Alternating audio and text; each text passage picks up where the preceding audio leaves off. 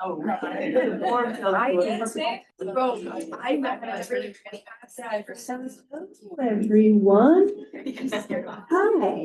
how are we doing? Good. Thank you for asking. Well, welcome to another celebration of literature and living writers. I'm Megan Marshall. I'm the director of the Hugh C. Hyde Living Writers series.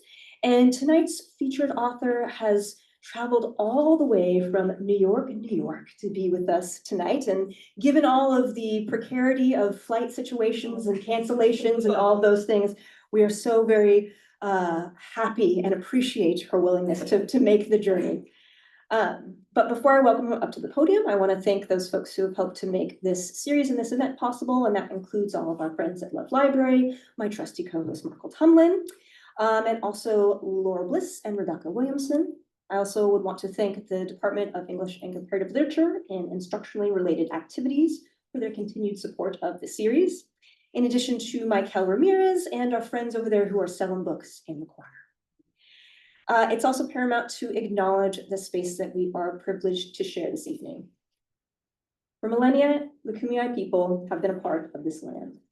This land has nourished, healed, protected, and embraced them for many generations.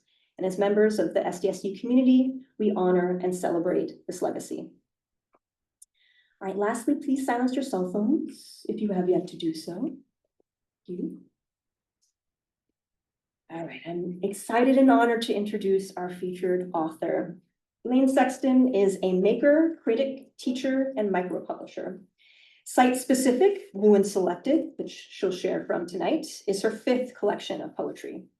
Her poems are widely anthologized and published in journals including American Poetry Review, Poetry, Ploughshares, the Oprah Magazine, and she is author of Libretto for The Post Office, a chamber opera in poems, in collaboration with composer Laura Kaminsky, commissioned by Queen City Opera and developed by Opera Fusion, New Works, Cincinnati Opera. A member of the National Book Critics Circle, former senior editor of ARTnews, and visual arts editor for Tupelo Quarterly, her art and book reviews have appeared in Art in America, ARTnews, Art New England, Pleiades, Prairie Schooner, and On the Seawall. And as I mentioned, she lives in New York and teaches at the Sarah Lawrence College Writing Institute.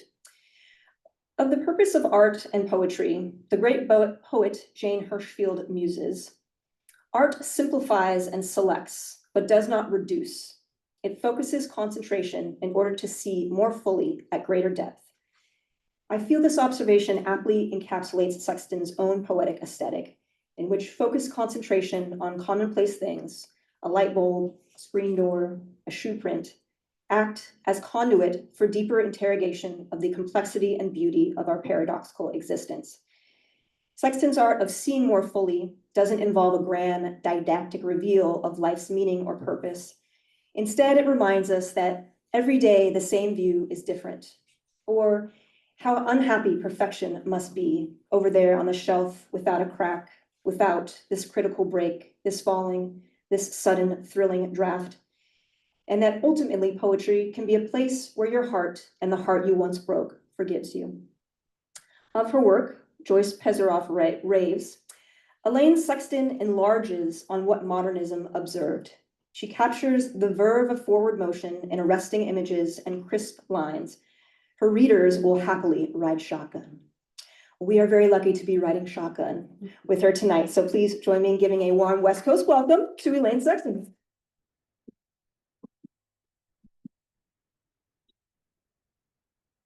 Thank you, Megan. Can you hear me? And thank you. Is it Mark or Michael?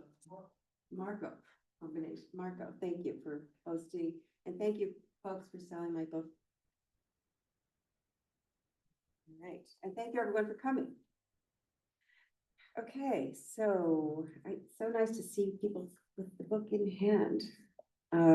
So as many of you know, this is a new collection of poems, site-specific, new and selected. And as Megan pointed out, I've been an art critic for much of the last 20 years. And so visual art is, I write poems in response to visual art, but also poems in response to the act of making itself. So the title site-specific is something that is normally attributed to the art world. So artwork that is based on something that's made specifically to a particular site, like Robert Smithson's Spiral Jetty in Salt Lake City, and Andy Goldsworthy, who made site-specific art installations of stone walls that go to nowhere into the woods and just drift off. So I've taken this term site-specific to mean I've used it in a literary term, in a literary way, which is the place where a poem takes place in your head or on the page. But when you're reading something and experiencing a poem, that is a space, an abstract space, but I consider poetry site specific. So that's where that comes from. So, all right, I'm going to start with a poem about making.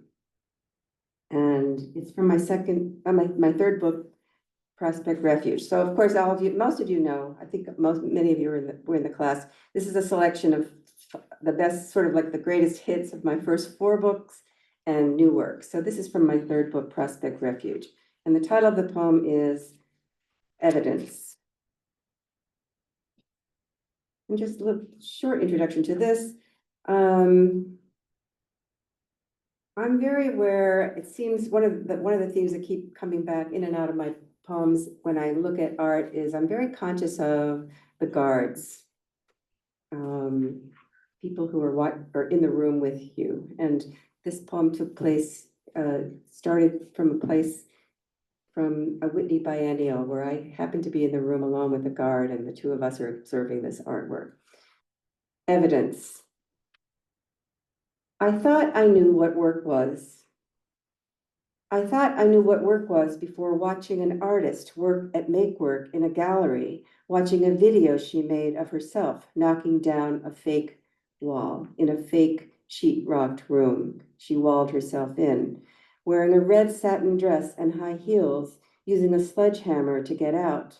Her fake manual labor making me sweat, making me mad, making me self-consciously watch the museum guard silent at his job, watching her work at her craft. I thought I knew artwork was work at the time, but just then my dead mother entered the room wearing a blue satin dress she stitched before I was born, the one she worked to construct, learning to sew to please my father. He sent her to school to learn how to mend, to keep house, to cook.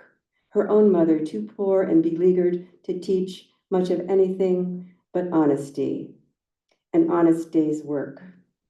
And she stood there watching the guard, watching me, watching this artist make art, all of us working at watching her knock down a wall, one she made for herself.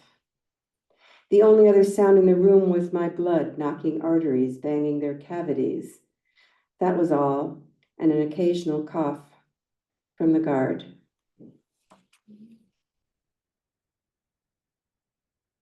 I'm going to move to my first collection of poems, Sleuth, and the title of that was Evidence. The next poem I'm going to read is Crime Scene.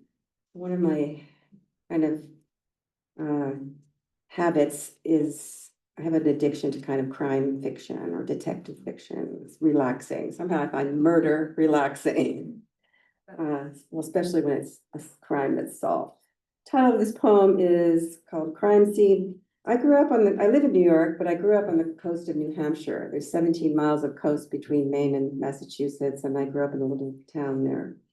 And this poem takes place, evidence for it. Crime scene. Nothing actual happened in the schoolhouse girls' room on the island. It just looked like something could. The scrubbed green and black linoleum floors stretched under tubs and toilets made of porcelain and closed up in oak stalls. A mop and bucket in the corner might have been used to disturb evidence. By mid-morning, a weak light pressed through Coke glass windows set near the ceiling.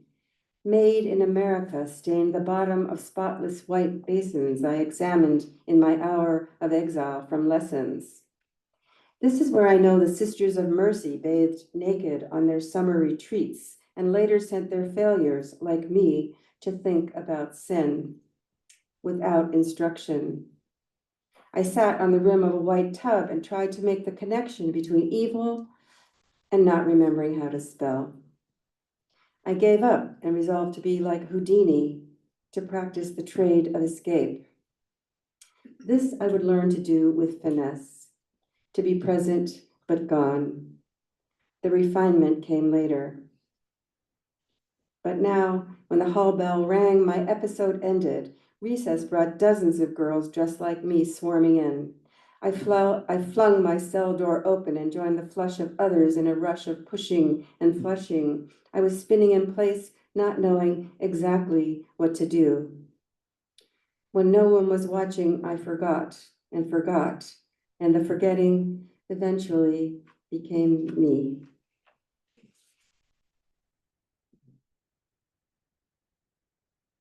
So another poem from this first collection. I've gone back and forth from rural to city. This for 20 years I worked in magazine publishing, and before I had an office with a window, I worked in a cubicle, and this was long before the kind of open landscape of offices were cool. This was like not a great place, a cubicle. Anyway, the trade of escape. The film star drops out of the sky when his prop plane loses an engine. Tupac is shot, and his bodyguard too. Both items are news you hear as you sit and wait on hold on the phone in the office. The radio broadcasts a mixture of sun and clouds you can't see without windows. The West Side Drive is backed up for miles, a 20-minute delay expected outbound at the Williamsburg Bridge and the Midtown Tunnel. Today you rummage in your desk for an aspirin while the call you made makes you wait. You draft small crafts in the margin of a yellow pad and forget who it is you have called. Boats with outboard engines, a float plane with a single propeller, coast on a pilot pen's ink. Little black swells form a tune by Vivaldi that replaces the news. A willow tree drops its weeping leaves down one side of the page, and by now you've left the building, the city. The letters and phones have become props in a stage for departure. How many wings will it take to lift you intact over the side of your cube by the mailroom? Every day deliveries come and go, express, overnight, second day, same day. One day a courier asks you which way is out, and you follow the directions you gave him.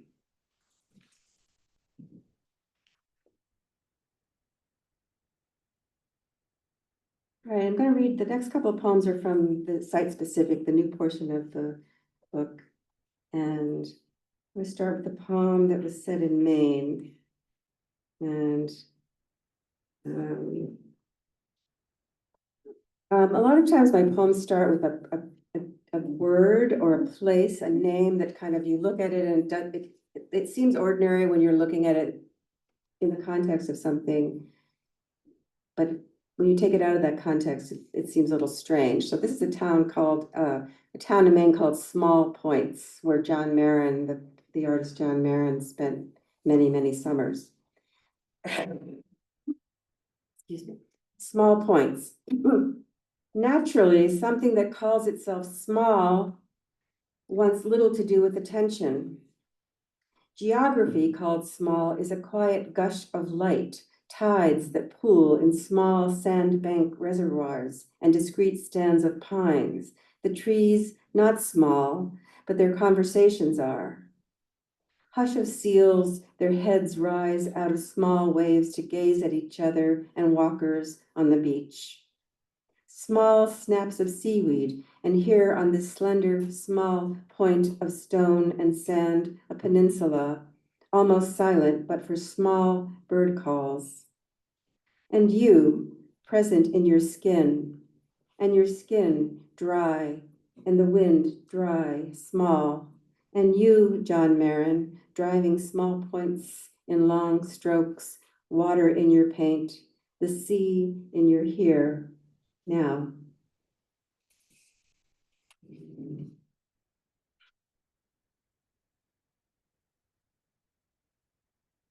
Next poem takes place in Maine, place in Maine, at an artist's residency in Monson, Maine.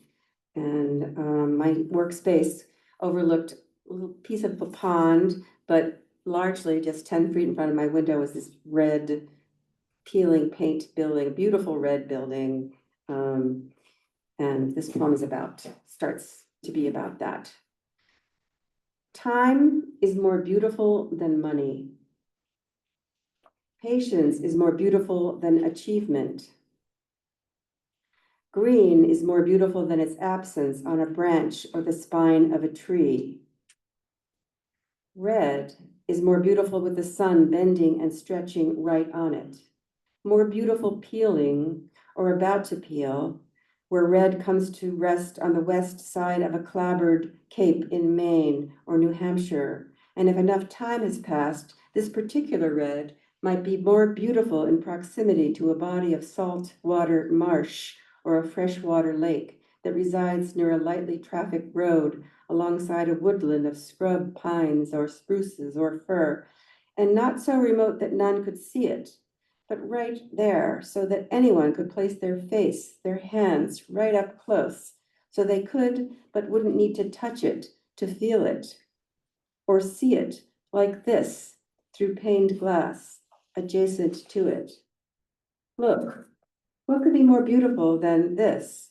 Time plus patience with just enough light plus color combined. Okay, how's everybody doing? Okay, I'm going to read a poem that you referenced, Megan, called Screen Door. I realized, I don't know about Southern California, but in New England, the mosquitoes are like, fierce. So you have to have screens on everything. I know the further south you go, I don't know about the insect population down here. They've gotten more epic in recent years. Have they? All right. Well, I know a lot of places don't have screen. Anyway, you have to have them in New England. Screen door. I can't stop hearing and touching its splintering and yawning, its mothering, its calling, its bang and air moving through its face, its trim never quite lining up, its wood, its warp, its hook and eye, its New Hampshire, its beach and flies caught in it, its passage, its callback, its self-slamming shut, its banging and its spring, its longing to be pressed, its screw coming loose, its green paint peeling summer cottage hush, its winters in the basement, its coming up for air, its Robert Frost, its Wallace Stevens, its William Carlos Williams, its weeping, its mind never satisfied, its roads diverging in a wood, its spine, its sunshine of late afternoon. It's doing what it says it's going to do, the way it paints its own way, its draw, its draft, its closing and not closing, its back door, its back to everything, overgrown grass on the other side of its wrist, its small knob, its metal, its morning, its very early morning. It's always very early morning.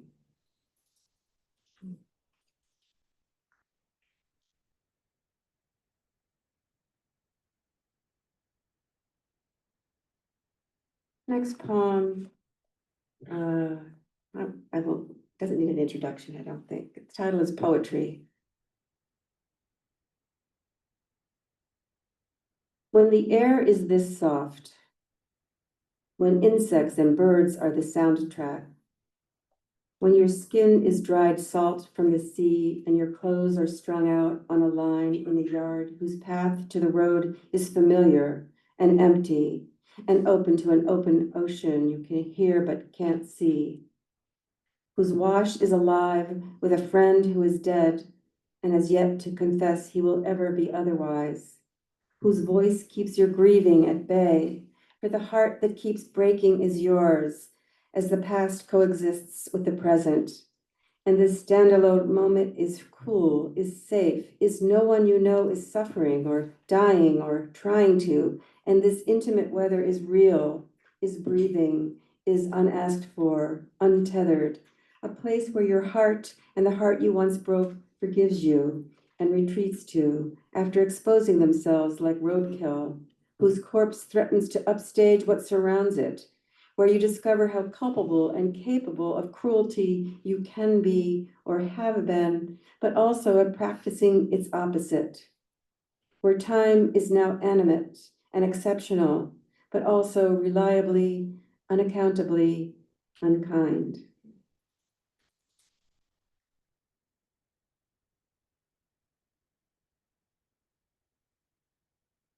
Okay, you can make sounds if you feel like it. Sometimes it's a little terrifying when you don't keep your pin drop. You're a good thing or a bad thing. This next poem is called Still Working. I think it came after, I'm of a certain age that people I know are starting to retire anyway, so someone just used the word, I don't know, is he still working? And I thought, I just took that word still working and reapplied it to some other things. Still working. The coffee maker, the refrigerator, the laptop and fountain pen, the lamp from La Pampa, and the wheelbarrow with the broken leg. Still working the left wrist and the cracked rib. What do ribs do anyway? Still working the mnemonic device which brings names and dates into focus, cognition, and all it relies on. You and the memory of school and the dread of father and the idea of absence, dead mother, and the way her labor gathers like thread in my head. Still working, as in, are you still? As in, all that question implies when asked. As in, what makes meaning? Is it losing? Does the stomach still break down acids and enzymes? Do the stars still reach their potential to inspire? The larger the star, the shorter its life. Still working, the sawdust and stardust, the poem as paper and ink, stain and light, broken and mnemonic, still working, ribs and all. Okay. So the book just prior to this, the title of the book was Drive. And I was thinking about the word drive as in terms of not just driving a car, but drive as ambition and volition and movement, right? Moving through time. And this poem is a poem that I drafted. One of my brothers was gravely ill in New Hampshire, and I was driving back and forth from New Hampshire to New York. It's about a 5-hour drive, like every weekend for weeks, for months, actually on end. This poem is for my brother. And the title is the title poem of the book, Drive. Drive. My tiny car's tiny engine groans and hums the way my mother hummed a little ditty when nervous, the way I do mulling over something hard, letting my chest send a message to my mouth forming a kind of growl while all along staying shut. I enter the on-ramp to the freeway heading home from a family visit, the pedal to the floor. I plump my chin toward the dashboard, thinking I'm helping. I think I hear my brother's taunt. What is it with women and cars? We are old enough to equate mobility with independence. Real wheels take me out of state, escaping the trap I thought was the small town. For this, I left the ocean. I left the trees. I left Eel Pond with seabirds standing on spring ice, summer surfboards lined up on the berm between the seagrass and the sea. I left my family of origin, my lucky buried in the backyard, dog heaven, now home to a chalet built by strangers, the chicken coop gone, the barn gone. When driving, I think of love as a road trip, the soaring, the breakdown, jump starts, the brand new and old reliable. I'm no mechanic, though I once knew how to change a fan belt sheared to a thread. Here, the air is fresh. The new mutt who travels with me leaves her nose prints on the passenger windows the way my old dog did, leaving a spot just clear enough to drive through. All right, I'm begging for responses. This is from that book. The title of this poem is called Ride.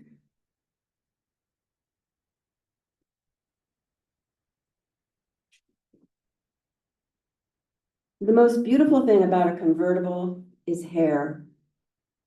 And the most beautiful thing about hair is its disposition, dead, but alive in the skin, in the air. The skin holding on to each strand for dear life, alive in the wind. The most beautiful thing about the wind passing over the skin is sensation, cellular, invisible, metabolic. What is metabolic is life-sustaining, and the most life-sustaining thing I can think of today is decency. And decency is blind, unseen, until it isn't.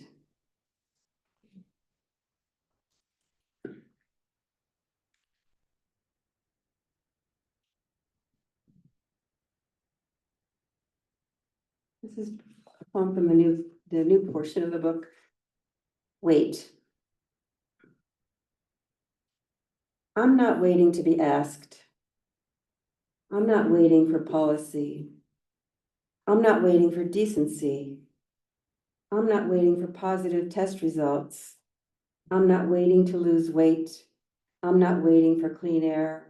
I'm not waiting for the noise to die down, for hate to dissipate, for class to not matter, for greed to shut up, for the rain to come, to fall too fast, to pool in the road, to green the trees, for time to be as common and as generous as color and the common cold.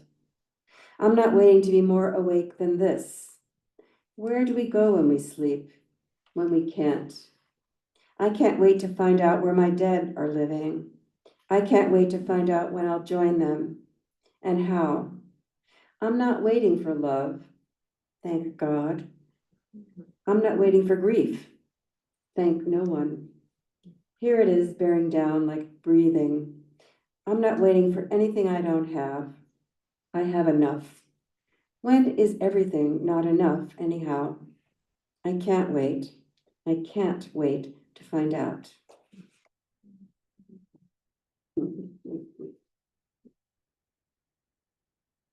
Okay, the next poem is called Landscape with Power Lines. I had moved into a new house on Long Island where I lived part of the year. And the first morning I woke up and I looked out the window and all I could see were these I was living across the street from a tree farm, but all I could see were these power lines going through the trees. And I was just thinking, I had to make a decision. I was going to either live with them or, either ignore them or just decide that there was something positive about power lines. Landscape with power lines. The twisting cords no longer bother me. As I see it, they heighten the light, halved and halved again, leaves and clouds, snow and storm. The breeze moves an olive branch over one line, then another below. Each branch acts as if her leaves aren't about to be swayed to stay on one side for good. They remain undecided. Today, they are subject to a dust kicked up as a truck hauling crops powers past. Birds make their wild plans to nest one last time. They weave their seeds and tissue their housing, including these lines. We are bound to live together.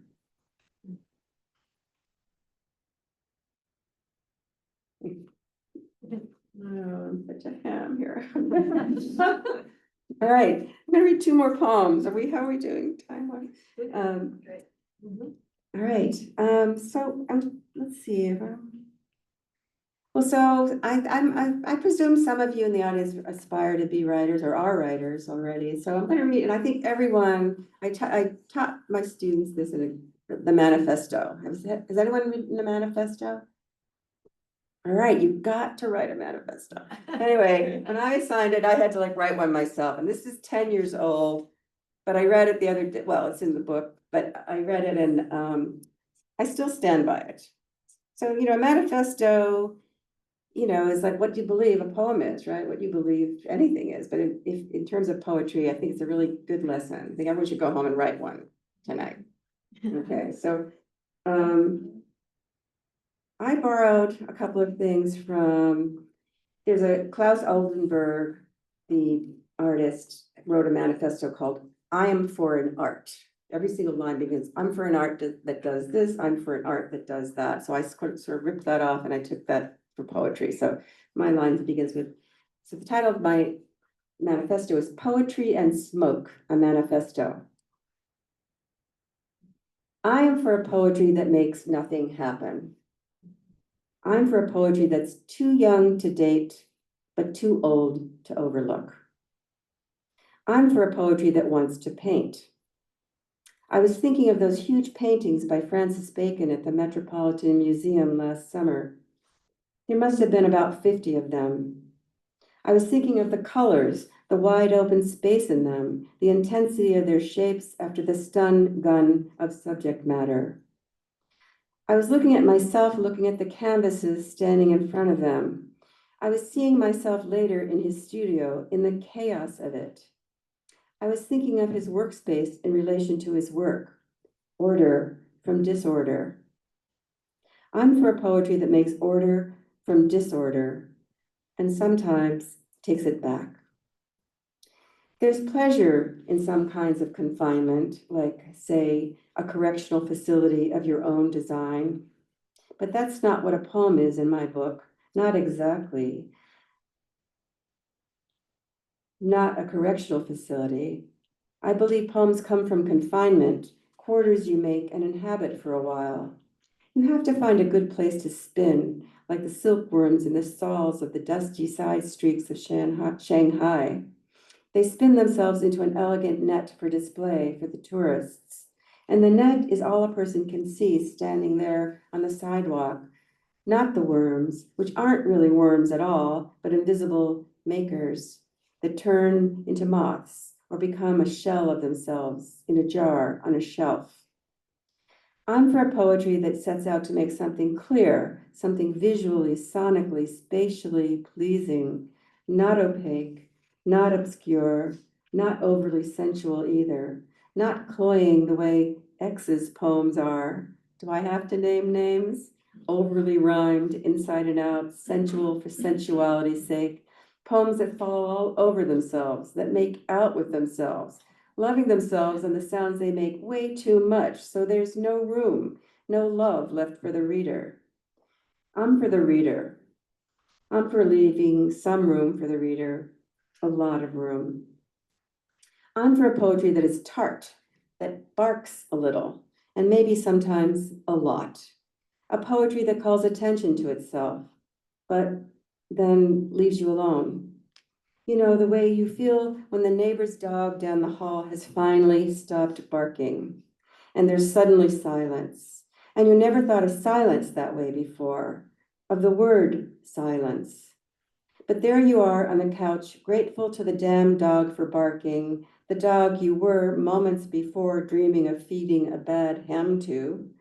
But now you love that dog because now you can practically taste silence in the wake of his bark. A new taste, one you never tasted before. And speaking of tastes, I'm also for a poetry that still smokes, a poetry that sends signals, words that are signs with their smells still attached, a little ash, a little resin, still sticky, still holding on to their scorched antecedents. I'm for words arranged in a way that makes you think about where they come from, word origins, words that take you back to the beginning of something, even if it isn't their real beginnings, the places they actually come from, but an original place, one you imagined into being. I'm for words that were orphans until you gave them a sentence. All right, so I'm going to close with a poem also that Megan referenced called Rethinking Regret.